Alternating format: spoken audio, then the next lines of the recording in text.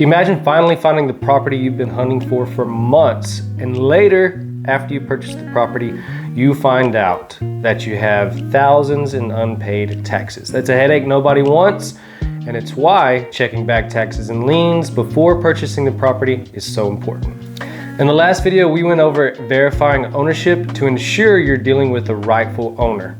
Now, in this video, we'll uncover potential financial obligations tied to the property so you can avoid unexpected costs.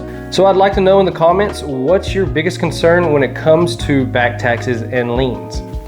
So real quick, we're gonna go over why checking for back taxes and liens is so crucial. Here are some key reasons why this is so important. Imagine this, you're so excited, you found the property you're looking for, you've been hunting for months, and you get a letter in the mail saying that you owe a $10,000 tax bill. That being said, taxes don't go away and you inherit them once you buy the property. And number 3, prevent tax foreclosure. If those taxes aren't paid, the county or the city has the right to seize and auction that property off. Could you imagine you've spent all this money, you didn't know you had a tax bill, and because you didn't know you had a tax bill, you didn't budget correctly. That is a nightmare that in this video we're trying to prevent. Now 3, budget with clarity. Now, if you know that there's back taxes or liens on the property, this is going to help you in the negotiating part. You can come up with a game plan to negotiate a deal or planning for additional costs. I'd like to know in the comments if you've ever even thought about how back taxes and liens could impact your budget or the property you're looking for. So we went over the key reasons why it's so important, and now let's go over how to check for back taxes and liens. And here's some practical steps, and the first 2 are free. And the first one is start with the county treasurer's office. You can call, this is free, you can call, they're usually very helpful. They may not answer at first, you know how that goes with the county's office. But the second is to check for liens through the county clerk's office. And the county clerk's office is where you're going to get most of your information. The person working as a county clerk is going to have a lot of details and can always point you in the right direction. Even if you're calling the county clerk for a different office, so to speak, she or he will point you in the right direction. It just may take a couple times, a couple phone calls to get that, to do your due diligence for those things.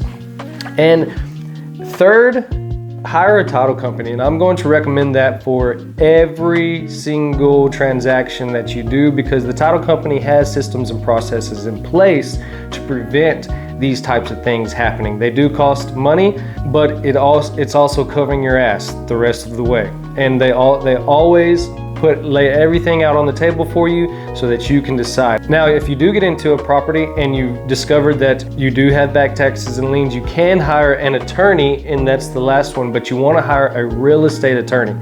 You want a specific attorney that understands the ins and outs of these things so that you're not spending tons of money for an attorney that's trying to figure something out. You want that attorney to already have systems and processes in place, like the title company. Now, the difference, and I think I said this in the last video, but the difference between the title company and the real estate lawyer, a title company does have a lawyer over them, but that lawyer is for that title company. They're not able to tell you the direction that you need to go. And if you've already gotten yourself in trouble with back taxes or liens or anything of that nature, a real estate attorney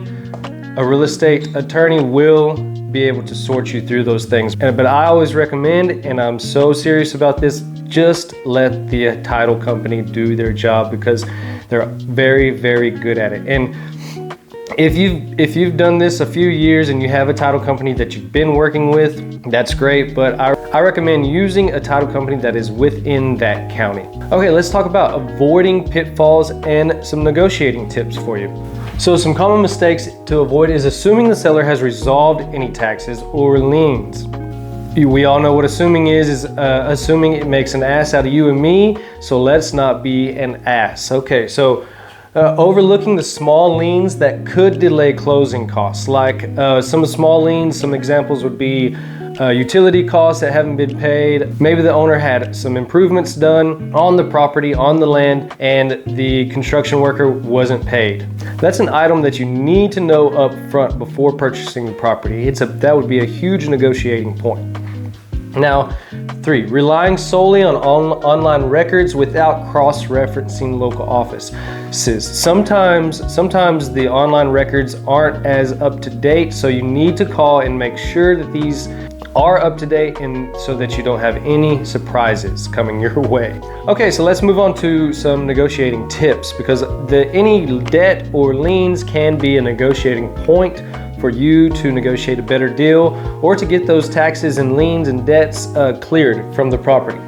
And one is negotiating with the seller to pay before the closing. So if the seller is able and has the means to pay all the debts and liens and back taxes or any debt that seller may have, that is one negotiating tip right there. The second is to use unpaid taxes as a leverage to negotiate a lower price. So you can calculate every debt or lien that the seller has on the property, subtract it from the sales price that you initially discussed with the seller, and get a lower price for it. But either way, just remember that you still have to pay the taxes and any debts along with the property.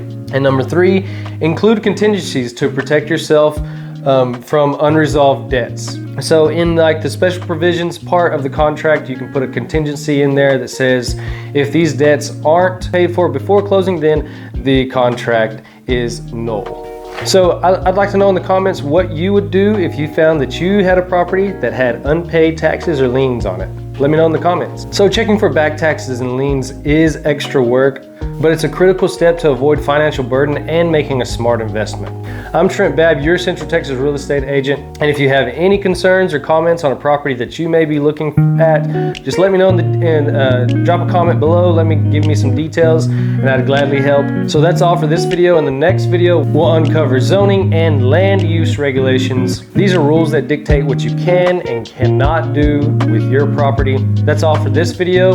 I'm Trent Babb, and we'll see you on the next one.